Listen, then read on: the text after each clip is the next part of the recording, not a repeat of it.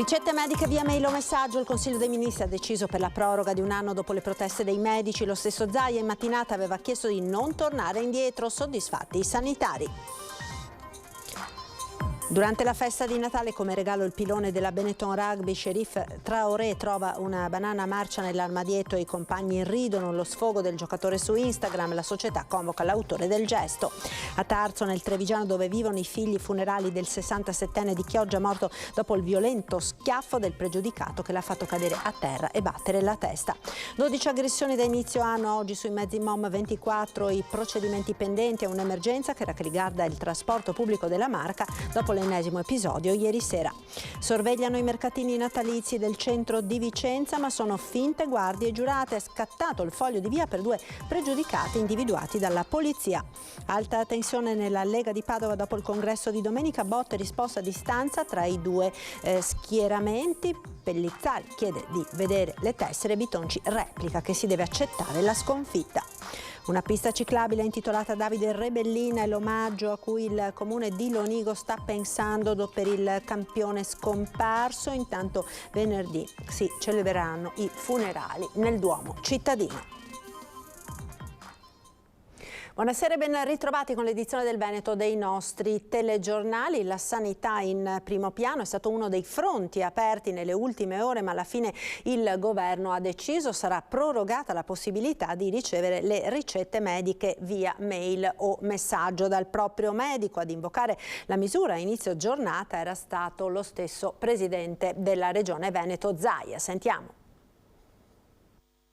Alla fine l'esecutivo ha optato per la proroga almeno di un anno. Resta dunque la possibilità a partire dal 1 gennaio di ricevere le ricette mediche via mail o SMS. La misura introdotta con ordinanza della Protezione Civile durante l'emergenza Covid era infatti in scadenza a fine anno e voci all'interno della stessa maggioranza parlavano anche di un possibile stop, ipotesi che aveva fatto scattare la protesta dei medici di base. Ma non solo, per noi non esiste tornare indietro, è un segno di efficienza, è stata la prima dichiarazione ufficiale di giornata del governatore Luca Zaia, arrivata giusto in tempo per il Consiglio dei Ministri, presieduto dal vice premier Matteo Salvini, e che ha dato l'ok al decreto mille proroghe. Mentre a livello politico si assiste all'ennesimo caso di questi giorni, tutto interno al centrodestra, gli operatori tirano un sospiro di sollievo. Io non entro su un piano politico, entro più su un piano tecnico, che è quello che forse più mi compete. Devo dire che stiamo andando verso il sistema sanitario elettronico a livello veneto. A livello nazionale si punta a creare addirittura un sistema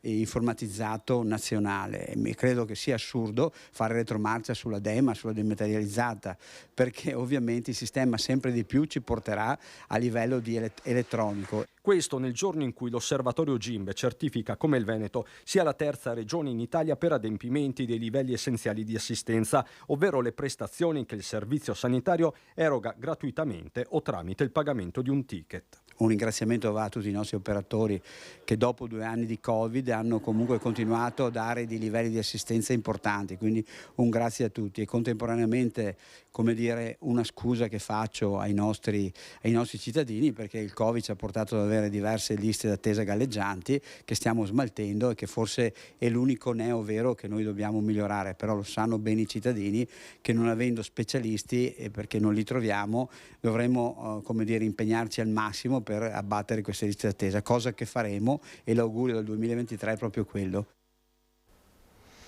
Durante la festa di Natale, come regalo, il pilone della Benetton Rugby, Cherif Traoré, di colore, trova una banana marcia nell'armadietto. Lo sfogo del giocatore originario della Guinea su Instagram. La società convoca l'autore. Un post con lo sfondo nero come il colore della sua pelle, nero come la rabbia che Cherif Traoré stava provando nel momento in cui ha deciso di affidare al web, e a seguirlo sono migliaia di fan, il suo sfogo. Il pilone della Benetton Treviso, originario della Guinea, ha raccontato il grave episodio razzista che gli è capitato nel giorno della festa di Natale della squadra sul suo profilo Instagram. Mentre i compagni si divertivano, come da tradizione, a lasciarsi i regalini scherzosi negli armadietti, a lui è toccata una banana marcia chiusa in un sacchetto dell'umido, praticamente un rifiuto. La maggior parte dei miei compagni rideva come fosse normale. Non ho dormito tutta la notte. Lo sfogo del pilone dal cuore grande, cui è arrivata immediatamente apertamente, sempre sui social, la solidarietà di centinaia di amici e fan. Anche il sindaco Mario Conte ha voluto dimostrargli la sua vicinanza. Treviso, scrive il Primo Cittadino, condanna con forza ogni forma e ogni atto di razzismo. Dispiace per quello che è successo al giocatore, un episodio a dir poco spiacevole. La società ha diffuso poche ore dopo un comunicato in cui si legge: abbiamo sempre condannato con la massima fermezza ogni espressione di razzismo, ogni forma di discriminazione. Comportamenti simili, prosegue la nota, non hanno nulla a che vedere con lo sport e davanti ad episodi del genere Benetton Rugby sarà sempre dalla parte del rispetto delle persone. Il giocatore, che nel post sottolinea: episodi come questo all'estero sarebbero duramente condannati, questa volta voglio dire la mia, conclude che il mittente impari la lezione. Mittente che è stato già nel pomeriggio convocato dalla società al cospetto di Sheriff. Un faccia a faccia necessario non solo a placare le polemiche, ma soprattutto a far tornare la serenità in una squadra che evidentemente per una volta non ha dimostrato di essere tale. L'ultimo saluto al 67enne Paolo Marangon, morto a Chioggia in seguito all'aggressione subita da un vicino di casa. Il funerale oggi pomeriggio a Corbanese di Tarzo, nel Trevigiano, dove abitano i figli. È la chiesa parrocchiale di Corbanese di Tarzo ad ospitare l'ultimo saluto a Paolo Marangon, morto a 67 anni a Chioggia 2 giorni dopo aver battuto violentemente la testa a terra in seguito all'aggressione di un 26enne vicino di casa urtato uscendo dal palazzo. Nel Trevigiano vivono i 2 figli dell'uomo e qui la famiglia ha voluto salutarlo per l'ultima volta. Che senso ha una roba di questo genere, no? Ci chiedevamo l'altro giorno. Abbiamo provato, credo tutti, a trovarci un senso. Ma questa roba un senso non c'era. Punto. Che senso ha questa tragedia? Si chiede Don Francesco, che nell'omelia collega quanto successo a Paolo Marangon ai tanti episodi di rabbia sfociati in violenza nell'ultimo periodo. Il medico ucciso a Milano, la strage all'assemblea di condominio a Roma, i tanti femminicidi. Ci chiede di iniettare in questo mondo, abitato dal virus di una diffusa malinconia, mista a rabbia, che a volte approda ad essere furia omicida. Il vaccino di un di più di fede, di un di più di speranza e di un di più di carità. Se non rimettiamo il Signore al centro della nostra vita e noi umili suoi servi, da questa situazione qui non ne avremo fuori vivi. Paolo Marangon, vittima di rabbia sfociata in violenza ed un banale urto sull'androne di casa in via Alga a Chioggia si è trasformato in un'aggressione mortale. Le indagini ora faranno chiarezza e giustizia sull'accaduto, ma oggi è il momento del dolore per l'ultimo saluto dei familiari ad un uomo uscito di casa per mangiare una pizza e mai più tornato. 12 aggressioni fisiche da inizio anno ad oggi sui mezzi della MOM, 24 i procedimenti pendenti. È un'emergenza, quella che riguarda il trasporto pubblico della Marca dopo l'ennesimo episodio che si è registrato ieri sera. 3 soggetti hanno malmenato un autista, sono stati identificati anche grazie alle telecamere. Solo nel 2022 abbiamo avuto 14 casi di aggressione. 4 di autisti e 10 di controllori, e le assenze per tali motivi, quindi per malattie dovute alle aggressioni, sono stati più di 361 giornate. A fine 2022 è un vero e proprio bollettino di guerra quello di MOM, la società di trasporto pubblico locale della Marca, cui si aggiungono ben 24 procedimenti pendenti penali tra aggressioni, imbrattamenti e interruzioni di pubblico servizio. L'ultimo episodio in via Lungo Sile Mattei, con un autista che avrebbe urtato un furgoncino parcheggiato in malo modo nel corso di una manovra. Sono le 19, il conducente scende dal mezzo, i danni sembrano minimi, quanto spropositata e ingiustificata appare la reazione di 3 individui. L'autista è tornato a bordo del mezzo, 2 di questi personaggi l'hanno rincorso, sono entrati sull'autobus, quindi sul posto di guida dell'autista, e l'hanno in qualche modo aggredito, mentre un terzo era fuori dal pullman che batteva sui vetri. Immediata l'allerta dei passanti, arrivano SUEM e agenti di polizia. Mentre i 3 si dileguano, l'autista viene portato in pronto soccorso. La prognosi è di 8 giorni. E quindi ha il volto tumefatto e ha delle ferite. E faremo la denuncia. Questi erano italiani. Quindi voglio dire che la situazione è generalizzata.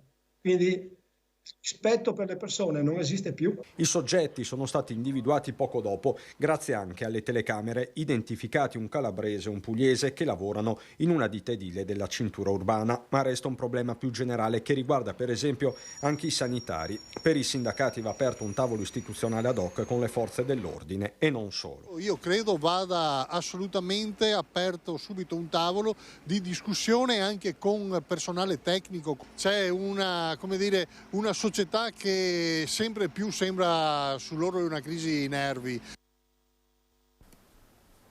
Sorvegliavano i mercatini natalizi del centro di Vicenza, ma erano finte guardie giurate. È scattato il foglio di via per 2 pregiudicati.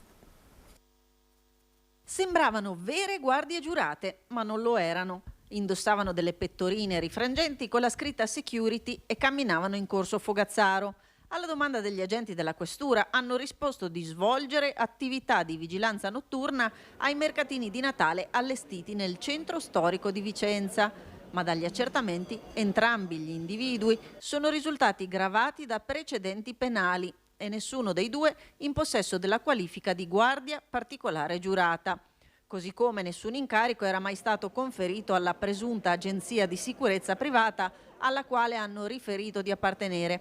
Anzi, gli agenti hanno appurato che tale agenzia era priva di qualsiasi autorizzazione. Per questo, nei confronti dei 2 soggetti, il questore Paolo Sartori ha emesso altrettanti fogli di via con il divieto di far ritorno a Vicenza per i prossimi 3 anni.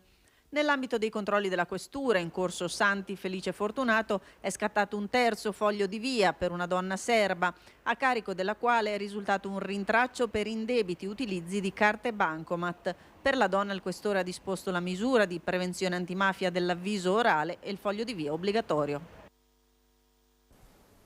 La politica ora sono ore cruciali per la Lega di Padova. Il gruppo che sosteneva Michele Giraldo sta decidendo come procedere per un eventuale ricorso per il voto di domenica, ma per ripartire uniti basta che venga fatta chiarezza. Chiuso il congresso provinciale, gli strascichi delle polemiche continuano. La strada per ricucire la Lega padovana è ancora lunga e prima ha bisogno di una risposta fondamentale per la parte di partito che riunisce gli amministratori vicino all'assessore regionale Roberto Marcato. Noi sappiamo che sono tessere rilasciate da poco, quindi tessere secondo noi date per convenienza e non per merito, ma ad ogni modo noi abbiamo fatto, io chiaramente come la mia esperienza personale, io sono stata una delle persone che appunto avendo chiesto il nome e l'anno e la maniera del rilascio di queste tessere senza la procedura necessaria, senza la procedura prevista, aveva fatto sì che io fossi una dei firmatari del ricorso che non ha mai avuto una risposta scritta. A sostenerlo la storica militante Wanda Pellizzari, alle spalle anni di campagna elettorale e 2 mandati da consigliera comunale a Padova. Pellizzari racconta che il suo tesseramento è avvenuto dopo 2 anni di militanza. Io ho fatto 2 anni di sostenitore, dopodiché per meriti ho ottenuto la militanza che ho difeso con tutte le mie forze. Sono una leghista convinta ed incorruttibile, come ho sempre dichiarato. Dunque, secondo Pellizzari, un procedimento ben diverso da quelli di questi presunti 50 nuovi militanti iscritti a quanto pare nelle ultime settimane. La volontà di ripartire uniti c'è ed è condivisa, ma serve che ci sia trasparenza sul voto di domenica. Chiediamo appunto al neoeletto che riunisca il direttivo e che parli di queste tessere che sono state rilasciate all'ultimo momento, che ci spieghi cosa è accaduto. Dopodiché se ci sono delle cose da chiarire le chiarisca, dopodiché si può continuare, però prima sia fatta chiarezza. Per andare avanti e per ottenere tutto questo non c'è di meglio che avere una trasparenza. Con la trasparenza si va ovunque. E ieri sera il sottosegretario padovano della Lega Massimo Bitonci è stato ospite a Ring ed ha risposto alle polemiche sollevate dai militanti che hanno sostenuto la candidatura di Michele Giraldo. Bitonci, però me lo deve dire in 10 secondi, dai. Dove li avete trovati quei 50 militanti che vi dice, diciamo, la componente che ha perso il congresso di Padova avete fatto spuntare all'ultimo per poterlo vincere voi? Li cerco. Li ha lì con lei. Li trovo. Guardi. Li trovo. Dai, quindi No, cosa se risponde? vogliamo Dai, scherzare. No, dico che sono chiesti congressi, i congressi sono in corso, sono stati fatti, poi bisogna anche sinceramente accettare anche i risultati, perché poi se i congressi non vanno come qualcuno sperava, ma è il sale della democrazia. Adesso comunque ci saranno anche quello di Vicenza, poi quello di Venezia, Belluno e poi Treviso, e poi ci sarà anche il congresso nazionale, quindi insomma penso che non fa bene, le polemiche non fanno bene a nessuno e soprattutto non fanno bene alla Lega. Si accetta il risultato, si guarda avanti e poi con i segretari provinciali già eletti e quelli che faranno parte del direttivo, ci sarà la possibilità, con chi sarà il nuovo segretario o l'attuale segretario, si potrà programmare i prossimi eventi. Cioè politici, potrebbe essere una sfida amministrativi Stefani e non. Marcato, secondo lei? Ma non lo so, questo dipende dagli interessati. Ovviamente io ovviamente non sono interessato a questa cosa, faccio già molto. Ci fermiamo ora per la pubblicità, linea alla regia, tra poco.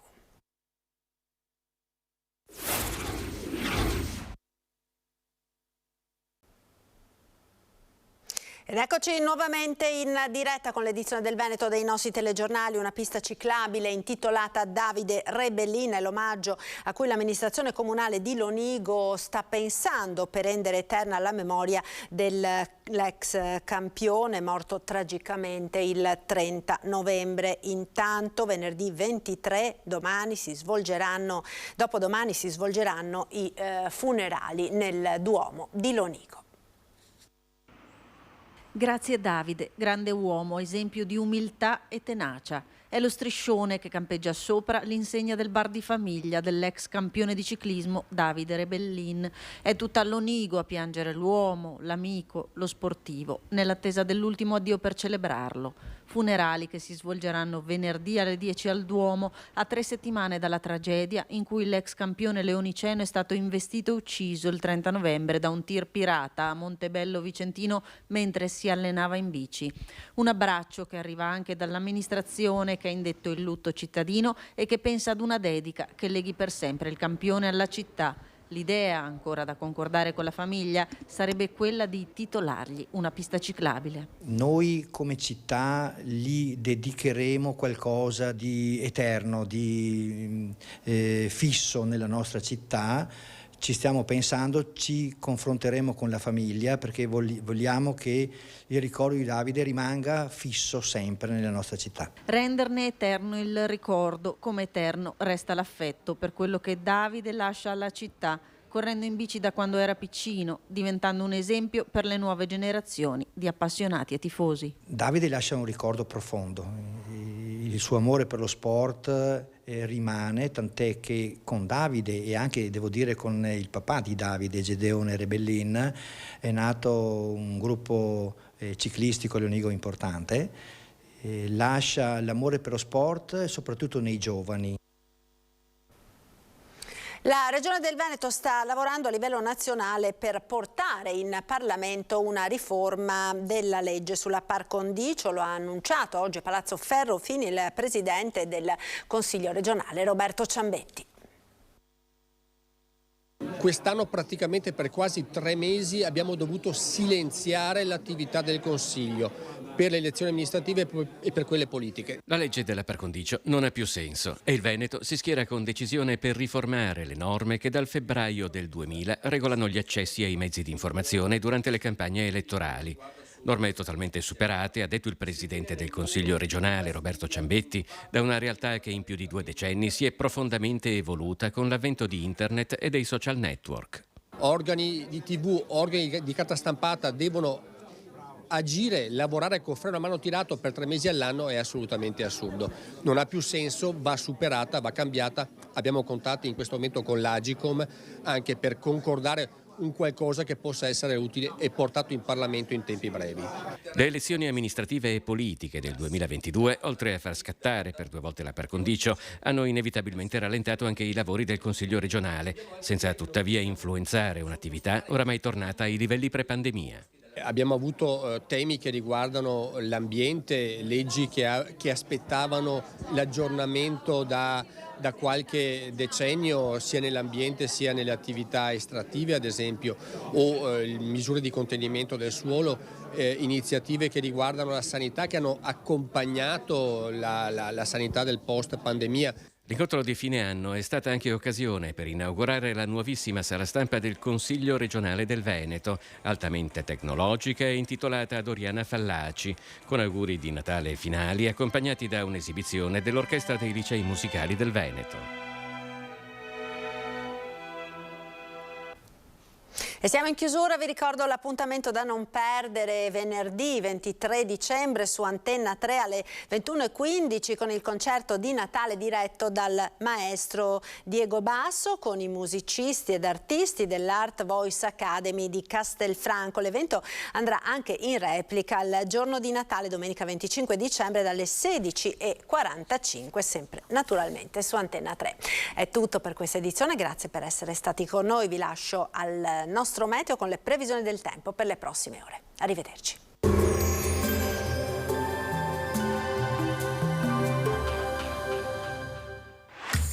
Non ammirare Vittorio Veneto, ma vieni a viverla. Scarica l'app. Benvenuti al meteo. La pressione atmosferica torna ad aumentare, le caratteristiche meteorologiche salienti dei prossimi giorni saranno la frequente nuvolosità e le temperature sopra la media. Il dettaglio di giovedì 22 dicembre. Sul Veneto avremo nubi basse e nebbie, specie sulle zone di pianura, in parziale diminuzione e dissolvimento di pomeriggio, ma sempre prevalenza di cielo nuvoloso. Di sera nuova formazione di foschie anche fitte. Temperature in aumento, minime comprese tra 2 e 4 gradi, massime invece tra i 6 e i 9 gradi all'incirca. Spostiamoci ora sul Friuli Venezia Giulia. Anche qui cielo variabile con possibilità di nebbie frequenti in pianura, molte nubi e cielo decisamente grigio. Temperature minime tra 5 e 8 gradi, massime sui 7-11 gradi. Infine diamo uno sguardo al Trentino Alto Adige. Avremo poche novità, anche qui infatti il cielo risulterà coperto e nebbioso, solo con qualche isolata schiarita sui settori alpini di confine. Temperature minime intorno a 1-3 gradi, massime sui 6-7 all'incirca. Dal meteo di Antenna 3 per ora è tutto, grazie per l'attenzione, arrivederci.